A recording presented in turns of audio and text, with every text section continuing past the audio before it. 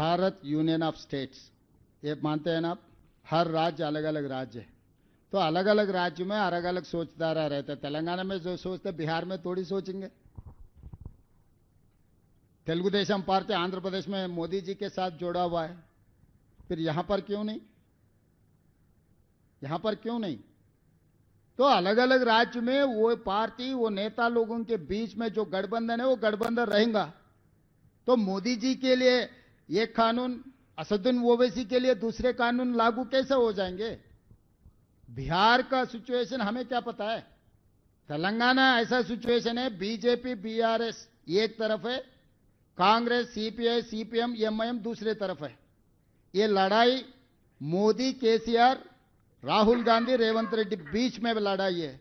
जिसने जिसने जिसको जिसको मदद देना है उधर उधर लकीर मार दिए, उधर वो लोग हैं, इधर हम लोग हैं। सर एमआईएम हमको मदद दिए, तो मदद दिए तो क्यों नहीं लेते?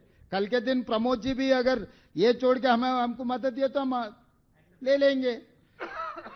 उमा जी भी हमारे लिए मदद दिए तो हमको कोई एतराज नहीं है। उमा जी प्लीज, बिहार उमा जी